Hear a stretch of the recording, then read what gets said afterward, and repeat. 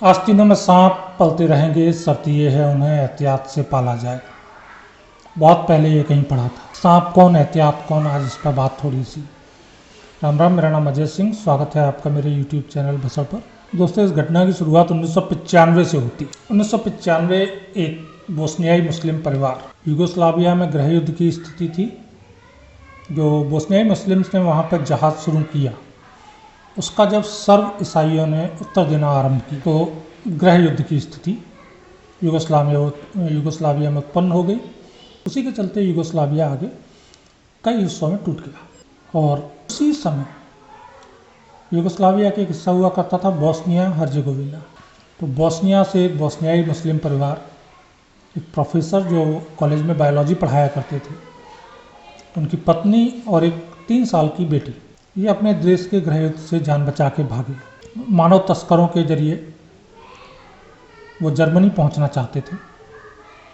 मानव तस्कर जो बोस्नियाई मुस्लिम ही था, वो उन्हें जर्मनी पहुंचाने के लिए उनसे उनके सारी जमा पूंजी, सारे पैसे ले लेता है और वो उन्हें स्विट्जरलैंड की सीमा पर ले जाके छोड़ देता है। अब एक परिवार जिसके साथ एक 3 साल की बच्ची है, जिसके पास पैसे नहीं हैं और भयावह ठंड जो यूरोप की है उसमें, वो परिवार स्विट्जरलैंड की सीमा पे है। कई दिन इसी हाल में उनके गुजरे। उसके बाद लगभग मरणासन हालत में इस परिवार को जो स्विट्जरलैंड की सेना है उसने पकड़ा या इन्हें पाया। इन्हें अस्पताल ले जाया गया, जहाँ इनका इलाज देखभाल हुई और उसके बाद इस परिवार को आगे चल के स्विट्जरलैंड ने शरण दे दी। ये कहानी की शुरुआत थी। स्विट्जरलैंड में शरण लेने के बाद इस परिवार को हर वो सुविधा मिली जो एक स्विट्जरलैंड के बच्चे को मिलती है। स्विस बच्चों की तरह ही इनकी बेटी को हर एक अवसर प्राप्त हुआ, शिक्षा का, पलने बढ़ने, फलने फूलने का। प्रोफेसर को भी नौकरी मिली, छत मिली, जो सरकारी अनुदान आदि मिलते हैं वो भी मिले। और ये जो बच्ची थी 3 साल की, वो आगे यूनिवर्सिटी अपनी पढ़ाई पूरी करके यूनिवर्सिटी की ज्यूरिख से लॉयर बनी। लॉयर बनने के बाद इसने राजनीति में पैर रखा और स्विट्जरलैंड की एक पार्टी है ग्रीन लेबर पार्टी। ये ग्रीन लेबर पार्टी की सदस्य बनी। सदस्य बनने के बाद स्विट्जरलैंड के एक नगर की उप मेयर चुनी गई। ये उसके जीवन का रहा सफ़र। लेकिन इतना कुछ जिस देश ने दिया, जिस समाज ने इस बच्ची को दिया, उस समाज के प्रति इस बच्ची ने क्या किया? दोस्तों, इस बच्ची का नाम है सनीजा अमेटी।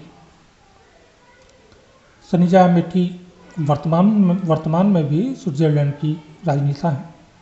और सनीजा ने जो स्विट्जरलैंड से पाया, कमाया, मान सम्मान, प्यार, पैसा, अर्जित किए हुए मान सम्मान, पैसे का उन्होंने जो वापस किया सूद समेत, वो ये था कि सनीजा ने अपने घर में एक शूटिंग रेंज बना रखी थी, जहां वो अपने शौक निशानेबाजी की प्रैक्टिस किया करती थी शॉटगन से। और इस शूटिंग रेंज में सनीजा ने जो टारगेट बना रखा था वो मैडोना की तस्वीर थी, यानी कि मदर मैरी, जो ईसाइयों के लिए पूजनीय है।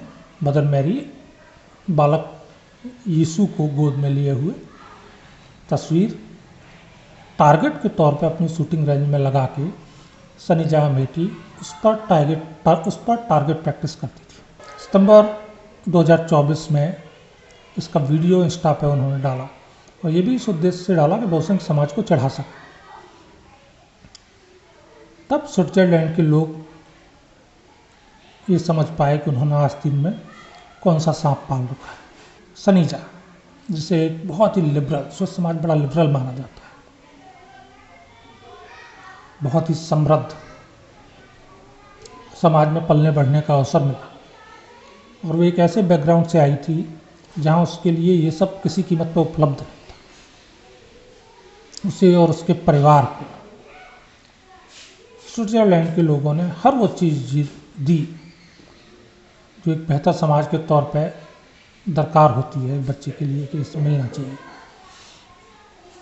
लेकिन उसके बावजूद भी सनीजा अमेठी के अंदर जो उसके अपने पंथ के चलते जहाद का माइंडसेट होता है वो नष्ट नहीं, वो वहीं का वहीं रहा।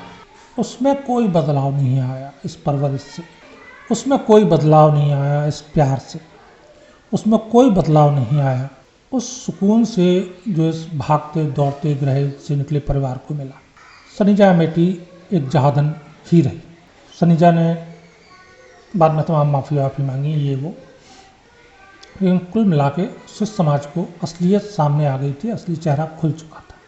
ये एक बड़ा बेहतरीन एग्जाम्पल है उन लोगों के लिए जो आदतन थोड़े सेक्युलर, जिन्हें आज भी लगता है कि दुनिया में सर्वधर्म समभाव जैसी चीज़ें संभव है, जिन्हें आज भी लगता है कि ईश्वर एक है, पूजने के तरीके मात्र अलग हैं।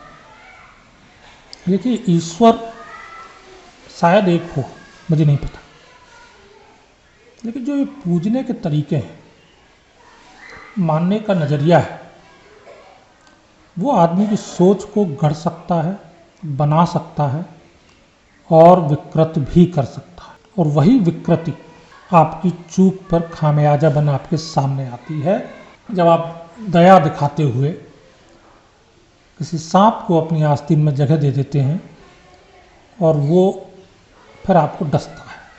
डसना तो उसे है, आप कितनी भी एहतियात रख लें वो डसेगा।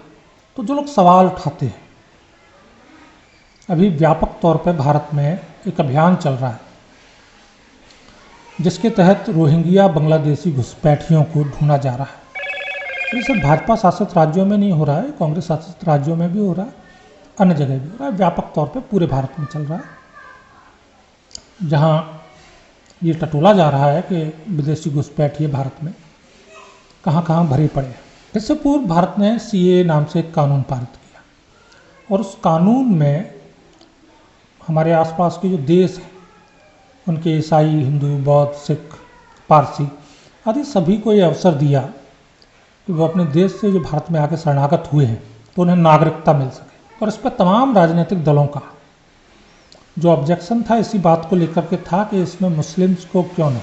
और वर्तमान में जिस तरह से भारत भर में घुसपैठियों के विरुद्ध अभियान चल रहा है, बांग्लादेशी रोहिंग्याओं के विरुद्ध अभियान चल रहा है, उसको लेकर भी लगभग लोग बाग उसी तरह का राजनीतिक दल मंतव्य दिखा रहे हैं जैसा सीएए को लेकर दिखाया कि क्यों भाई बांग्लादेश से आ रहे हिंदुओं का स्वागत और जो गैर हिंदू हैं उनके लिए दरवाजे बंद। तो दिक्कत ये है कि चलिए हम उनके लिए भी दरवाजे खोल दें, हम उन्हें भी वही अवसर दें जो यहाँ के एक सनातनी बच्चे को मिलते हैं। लेकिन कल जब अपने मूल वृत्ति का प्रदर्शन करेगा, उसकी मूल वृत्ति में हिंसा है, उसकी मूल वृत्ति में दूसरे जो पंथ, दूसरे जो पूजा पद्धतियाँ, दूसरे जो धर्म है उनके प्रति जहर है, नफरत है, तो उस चीज़ का खामियाजा किसे भुगतना हो और क्या उसे भुगतने के लिए हम उत्सुक हैं? नहीं भाई, हम तो बिल्कुल भी नहीं चाहिए। हमें आस्तीन में सांप पालने का कोई शौक़ नहीं, हमें कोई सनीजा अमेठी नहीं चाहिए, हमें कोई सनीजा अमेठी की दरकार नहीं है। ये देश हमारा, ये मिट्टी हमारी और इस पर अधिकार भी हमारे। पहले ही इस देश ने बड़े खामियाजे भुगते। इस देश ने 1947 में गद्दारी भी देखी है। इस देश ने 47 से कारगिल तक जो बार बार जंगें हुई वो भी देखी। इस देश ने तमाम दंगे देखे। इस देश के इतिहास में मोपला भी, इस देश के इतिहास में तमाम मंदिरों का ढहाया जाना भी। और उन मंदिरों पे चलिए ये कह दिया जाता है ना कि औरंगजेब ने मंदिर ढहाए, आज वालों की क्या गलती, जुम्मन का क्या दोष। तो क्या जुम्मन औरंगजेब को बाप नहीं मान रहा? क्या जुम्मन ये मानता है कि औरंगजेब ने जो किया वो कुकृत्य था? क्या जुम्मन ये मानता है कि औरंगजेब ने जो मंदिर ढहा के मस्जिदें खड़ी की, उन्हें उसे बहुसंख्य समाज को लौटाना पड़ेगा या लौटाना चाहिए, ये उसका नैतिक कर्तव्य है। जुम्मन तो बड़ा गर्व करता है औरंगजेब पे। जुम्मन तो हर उस कब्जाई ढाई गई इमारत को अपना कहता है। जुम्मन तो आज भी उसी प्रवृत्ति को अपनाए हुए है, कहीं भी मजार खड़ी करके कब्जा कर लो, कहीं भी कब्र बना के चादर डाल के सड़क पे, मैदानों में, हर जगह वक्त नाम के राक्षस को छोड़ दो हड़पने के लिए। तो क्या औरंगजेब और जुम्मन की मानसिकता में कोई परिवर्तन आया है?